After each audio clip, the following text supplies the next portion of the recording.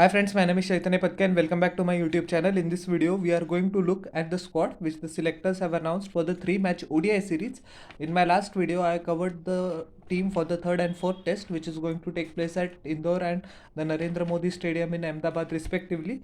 In this video, we are going to take a look at the 3-match ODI series. ODIs are very important this year as we know that India is hosting fully the 50 over World Cup, the marquee event in world cricket, I would say, in October and November. So every ODI selectors and the team management will be looking forward to get a right semblance of balance and see what the combination is, because afterwards Asia Cup is also there, but that can be used as a dress rehearsal for the Asia Cup, for the World Cup, I beg your pardon. So the players on the fringes will have the ability to, if they put in good performances, will have the chance to nail their name down for the T20 World Cup. So Rohit Sharma is going to be the skipper. But the first very important news before I share the whole squad is that Rohit Sharma is actually going to miss the first ODI in Wankhede. It sucks for the Mumbai fans, especially मुंबईचा मुलगा match नाही खेळू शकणार due to personal reasons, family commitments. Is not going to be available. In his absence, Vice Captain Hardik Pandya is going to lead Team India. And I would also tell you that there is no designated Vice Captain after Hardik Pandya, but in all likelihood, KL Rahul will take over the Vice Captaincy duties. Now, BCCI hasn't selected a Vice Captain officially. No need, especially if the matches are taking place in India. But I am just telling you the scenario. If unfortunately Hardik Pandya has to leave the field due to some minor injury or something, KL Rahul will take over. So that's the news. As I said a few moments earlier, it is going to be very disappointing for the fans, especially the local fans, that Rohit Sharma is not going to play. But the man has to honor the family commitments and we have to respect his decision. So Rohit Sharma will play in the second ODI at the YS Rajashekar Reddy Stadium on March 19 or March 17 at the Wankhede Stadium. Hardik Pandya is going to lead. So Rohit Sharma, Shubman Gill, excellent form in the ODI series against New Zealand as well as Sri Lanka. Virat Kohli is going to play. Surya Kumar Yadav has I beg your pardon for that, has been selected.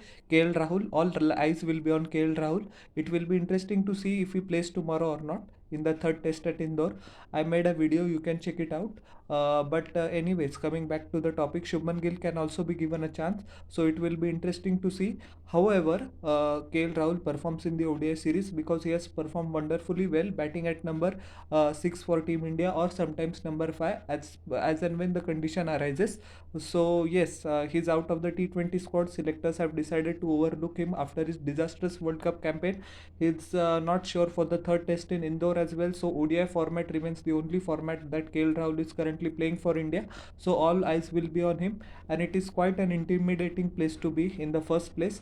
But he has experience of lots of years now, and I'm personally hoping that he will come good in this series. Ishan Kishan is going to be the wicket keeper. Hardik Pandya, the designated vice captain, as I had mentioned, will take over the captaincy for Rohit Sharma in the first test. Ravindra Jadeja, the all-rounder.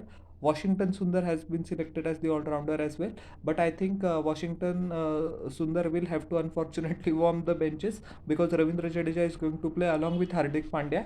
So there is no need for three all-rounders, especially playing in India. Kuldeep Yadav, the Chinaman, Yuzvendra Chahal. Now only one of the two will get to play the game, so that will depend on the pitch and the conditions.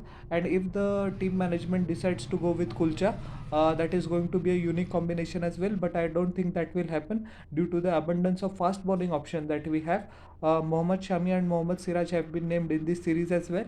It will be interesting to see if the team management goes for rotation for Mohammad Shami. He has played a lot of cricket, but uh, we have to maintain that fine balance of giving rest to fast bowlers as well as to check out their actual fitness and form before the World Cup, which is very essential. So that is a tightrope that selectors have to walk. Umran Malik is selected in the ODIs as well. He's constantly bowling in the middle overs. 145 plus, 150 plus, always an asset to have on the dour Indian pitches. So it will be interesting to monitor his progress as well.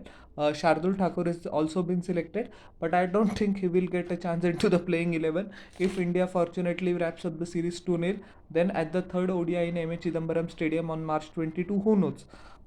He can be selected in the squad. Jaydev Unadkat is there as a solid backup option. Again, very slim chances of him getting into the playing 11. Akshar Patel has been named as well, but he's going to be deputy for Ravindra Jadeja in the ODI format, and Shreyas Iyer has been named been named. He's a constant at number 4 for Team India. So my openers are going to be, I'm telling from the second one day, Rohit Sharma, as well as Ishan Kishan are going to be my openers. Virat Kohli comes in at number 3, Shreyas Iyer slots in at number 4, and afterwards at number 5, KL Rahul is going to be there. So this is my top 5. I hope you all agree. And this is the 18-man squad. I think selectors have done wonderfully well.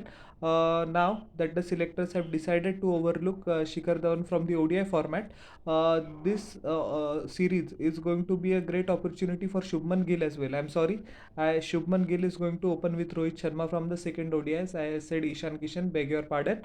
So it will be a fine opportunity to nail down his place for the showpiece event. And he has shown all the good signs in the Sri Lanka as well as the New Zealand ODI series. So the selectors have selected an interesting squad, a nice blend of youth and experience, and I think India will win the series by a margin of 2-1. The ODI series will be much closely fought than the Test series, especially the first two tests. We don't know what will happen at Indore or MH Chidambaram Stadium, but by the looks of it and experience, India is going to go for a 4-0 clean sweep. So, anyways, white ball cricket is a different kettle of fish. A lot of Australian players, especially Glenn Maxwell, is also returning from injury. As well as Pat Cummins will return to India hopefully after the condition of his mother becomes stable. The 50 over format is always even Stevens, and these two teams provide a great contest over the years. So I'm expecting India to end up winning 2-1. We'll see how it goes. On the 17th, Wankhede Stadium, the first ODI is going to take place 1:30 p.m. local time.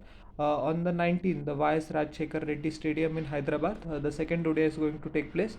All the matches are going to be day and night, and the third ODI will take place on March 22nd at the MH Chidambaram Stadium in Chepauk.